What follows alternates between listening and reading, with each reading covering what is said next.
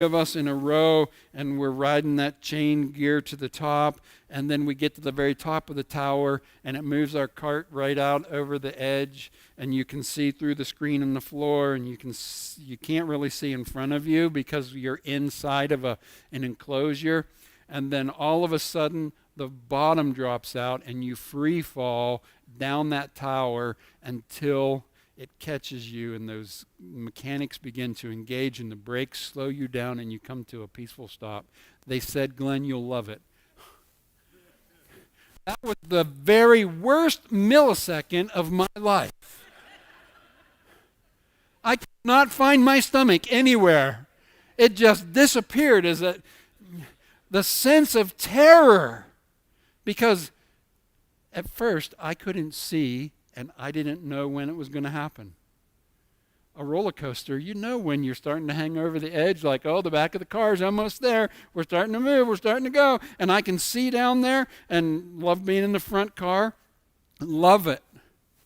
But when you can't see and you're terrified and you're just frozen staring forward and you're not looking at the ground, you're not, let me tell you, we need to be united with Christ in such a way that whatever comes our way, we have our eyes fixed on Him. See, when it began to drop, I didn't know where to fix my eyes, and scared me to death. But the longer I live with Christ, the more I realize whatever comes my way, whatever comes your way, if our gaze is fixed on Him,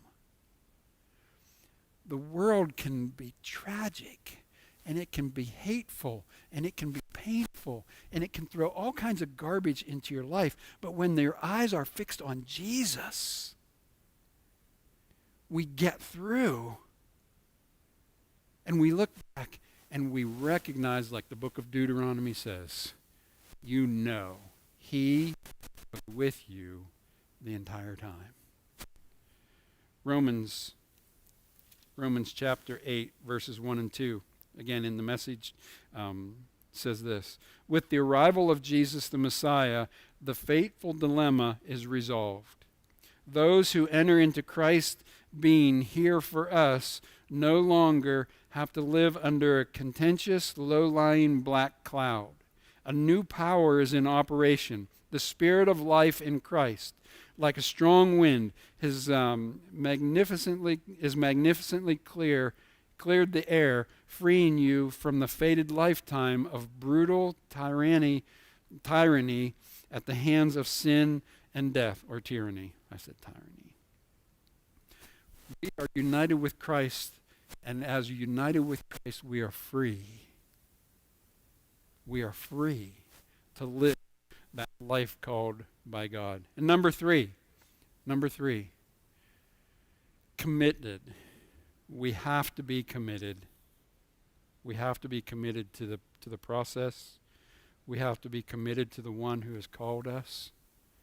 And in this world that we live, many of you are like wrestling in your places of business or in your families. You're wrestling with this question: where are the committed people that we can depend on? Bosses are going, I don't have very many committed people. They're here when they want to be. They're not when they don't want to be. They're not committed. Where are the committed people in this world?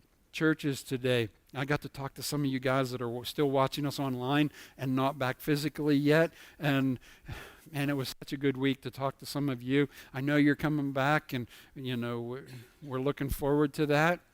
But we have experienced a commitment to be with God's people on a weekly basis, whether it be online or in person, because it brings strength to our walk. It brings strength to our days. It brings strength to our Mondays that we have to live right after a Sunday. It brings strength and power. We need to be committed to the call of Christ in our lives, whatever that is, whatever that looks like.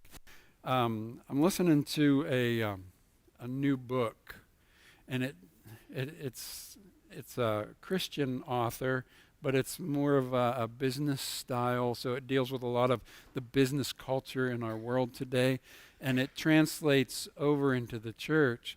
And he's talking about a generation of people that have grown up being managed. And what he means by managed is mom and dad have always managed all of their affairs. Their teachers have always managed their work.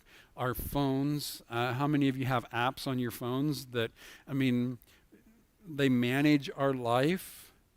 My wife uses Walmart, where you put your grocery order in, and you just drive over and park in a parking lot and pop your trunk, and they bring your groceries out and just put them in your trunk, and you drive home.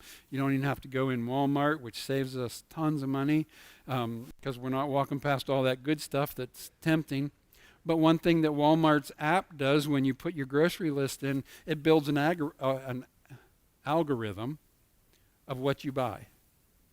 So every time Joe signs on, because we buy skinless, boneless chicken breast, every time she logs into there, it asks, "Do you need skinless, boneless chicken breast?" And pork rinds, love pork rinds. Joe's like, it's got 8 different flavors in that top of that list that I got to scroll through to get to the other stuff. But you just check on what you may want or need. You don't even have to manage your own grocery list anymore. You just check yes or no. I want it or I don't. And then COVID hit, and tons of people had to start working from home or in isolation, and they didn't have that oversight, that overseer, that manager that was just like, do this right now.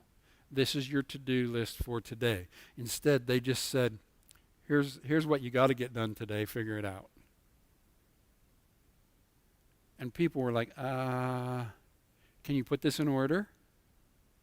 Can you figure this out? Tell me how much time I should spend here. People, we're facing a generation of people that have not been trained or taught how to manage their own life. Mom isn't there to tell them, get out of bed and go to work. And so it's, well, if I feel like it or whatever. We need to embrace the commitment that God brings into our lives as a Christian. In the book of Colossians, the 3rd chapter, verses 22 through 25, it says this, and this is us, servants, we don't like this, but this is what it says, servants, do what you're told by your earthly masters, and don't just do the minimum that will get you by. Do your best, work from the heart, for your real master, for God, confident